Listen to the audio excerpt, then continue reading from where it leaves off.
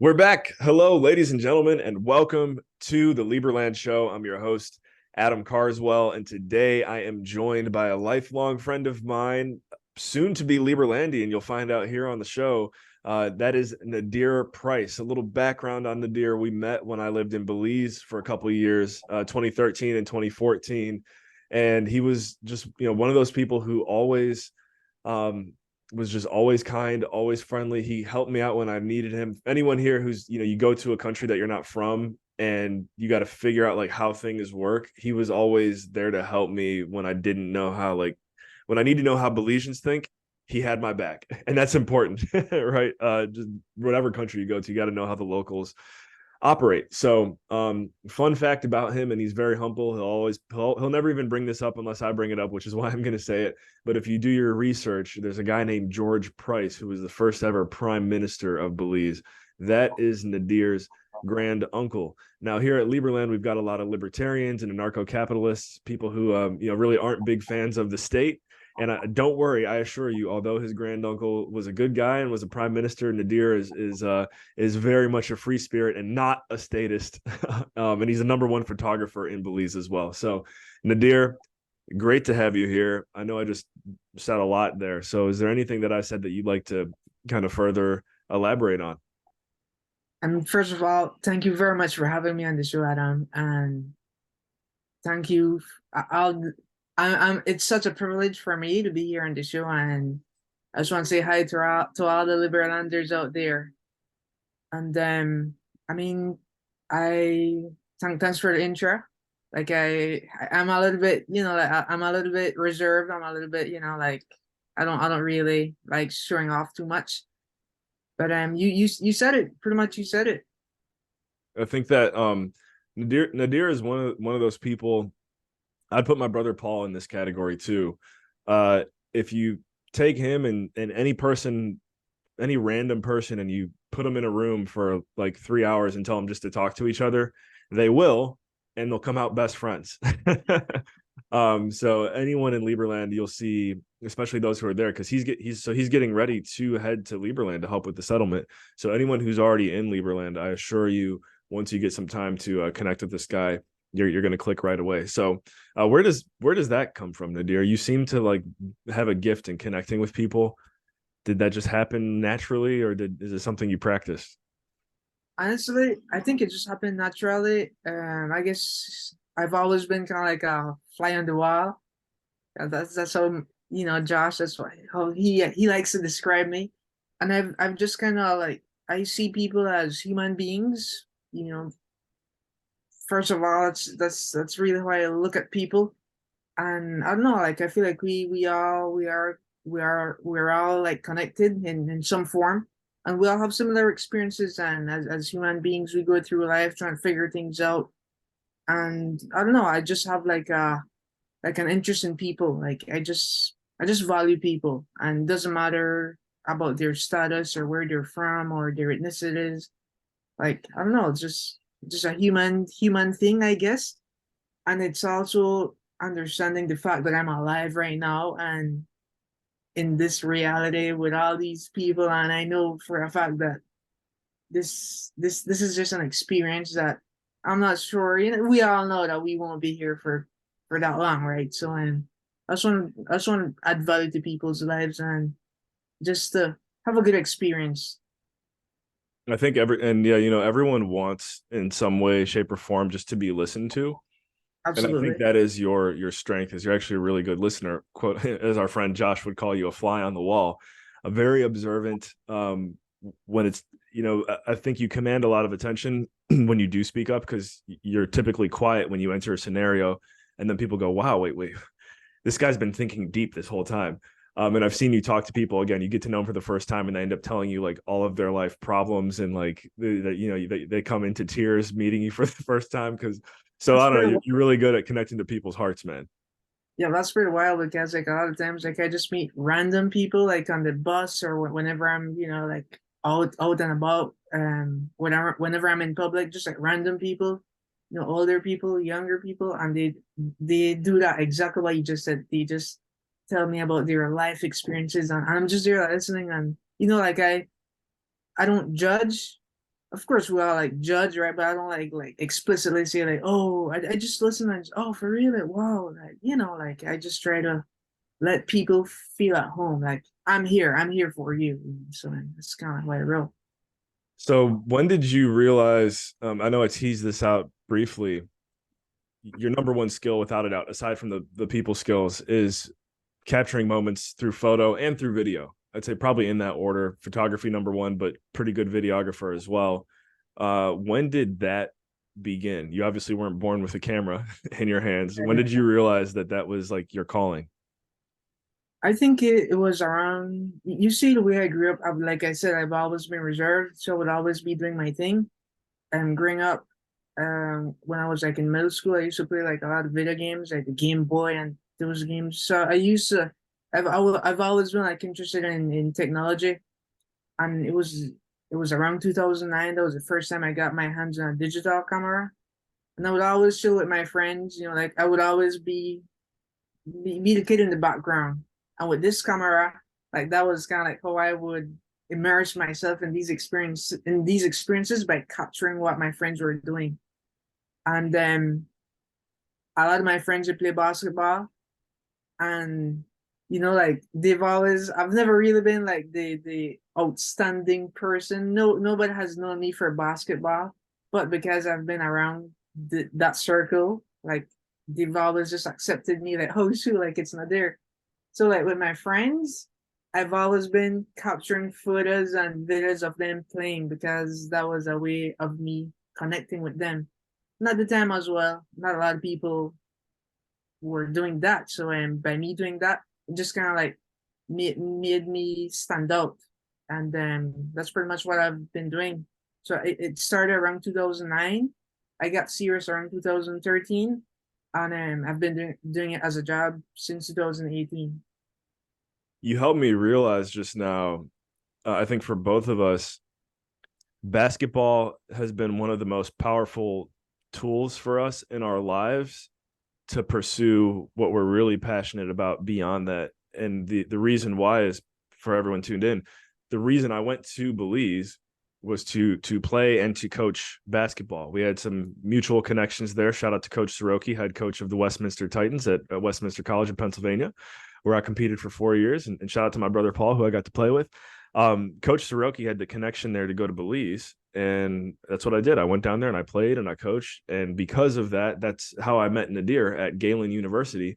Shout out to the Galen University Eagles, where we both got our degree. And I know you got yours in computer science as well. It's like, obviously that's not like what you're most passionate about, but you happen to be good at technology, like you said. So yeah, basketball was like the tool or the ticket, I know, for me, to help me like start seeing the world, basically meeting people like you, and ultimately like leading me to stuff like Liberland. So um yeah, I guess I would just like to go deeper on that. Did you realize that basketball was like, was that the same for you? It sounds like it was, but was basketball the catalyst for you discovering what you really like the most? Exactly. It was basketball because basketball with what I do allowed me to connect with so many people and allowed me to see a little bit of the world as well. And then for example, like the first time I saw you, or we didn't really met, but I saw you like a year before you came to Belize, because that was when I was out there in Westminster That's with right, because he was Nadir was the photographer with the under 18 Belize national team. Like, so he got to photography has gotten punched your ticket like so many places. exactly. And then so like I got out there, and not just that, like I've been around Mexico a lot as well. And then I know like it is a value that people like people like it is something valuable, I think, to their lives, like especially through basketball. And it is seeing the sport through my eyes. And like I usually tell my friends, like whenever it comes to like basketball, like it's never about me, it's about the players and the moments. And I think it's just capturing historic times. And I don't know, but yes, basketball has definitely connected me to the world, and it has definitely connected me to you over the years. And like our philosophies just align, and that is pretty wild. Like, because when you came to Belize, like I remember meeting you, talking to you, and for some reason, like we, it was like I already knew you before you came to Belize, and that's wild. Yeah. Yeah. And you've gotten to know everyone I consider a close friend. We do a video game tournament in the Cleveland, Ohio area. We try to do it every year with my lifelong friends. There's about 20 of us. And for most of the tournaments that we've done on the GameCube, shout out to Super Mario Strikers, Nadir has been able to be there, and it has documented our tournaments on camera and video. There's some classic times. If you want to watch some of us yelling at each other playing video games, shoot me a direct message. I'll show you some of Nadir's work. But yeah, it's just been such a value add to have you as a friend multiple times, and you've done multiple photo and video gigs for me and people that I know when we needed it. So now I think what you're stepping into is super exciting because, again, getting to know how you see the world and your life philosophy. Um, the group of anarcho-capitalists that we hang out with, which I think from a from a what's common and really what's common around the world, but especially what's common in Belize. I know you've told me sometimes you feel a little bit lonely there in Belize because you can't talk about some of these free ways of thinking with people around you. Shout out to Chrissy Enriquez though. Gotta love Chrissy. uh yeah, just tell us like what has it been like being an anarcho-capitalist in Belize? And is that something with Liberland that you kind of feel like you might finally have some like sense of community? Yeah, yesterday I was at the park where I usually work out, and I was just thinking to myself that, like because I'll be arriving very soon, I was just thinking to myself that I can't believe that I'll be in a group setting, in a community setting, where a lot of people will be sharing the same philosophy. And I think like being an anarcho-capitalist, like you're more that's more of a lifestyle. And here in Belize, I don't really share too much. Like I do share with some people sometimes, but they usually see me as a little bit insane. Like, girl, like what the hell? Like, for example, like a lot of times I talk about taxes and how the way that the whole tax structure is in Belize, where like the government and how infringing they are on our, or I wouldn't say our rights, but on our humanity. And a lot of people, like, they look at me like, what's wrong with me? Like I don't focus with the government. Like, come on, like you should vote. You should support the government. You should be governed. I was like, nah, like that is not right. But heading over to Liberland, I feel like it'll be like the first time in my life I'll be in that setting. And being an anarcho-capitalist, like that's more of your culture, your philosophy. So like I think for the first time I'll be in a community where a lot of people think just like me, like we're culturally almost the same. So that's pretty wild to really think. And I remember the last time that I was in Belize, which would have been like spring 2022, the masks were just starting to come off of people. You could easily tell who was Belizean and who wasn't, just because like the tourists, we had all like I don't know. I still feel like Belize is kind of a home, but in a way, I am a tourist there too. So I just was like, you could tell who the tourists are when they don't have a mask on out in public when it's 90 degrees Fahrenheit.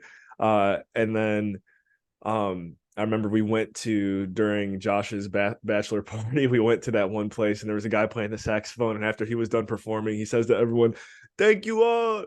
Make sure you get vaxxed up and boosted up." And we all looked at each other like, "What? What?" Right. And you know Yeah. what? There's nothing as a true ANCAP, there's nothing wrong with that. It's just like when it's forced upon you, it's not cool.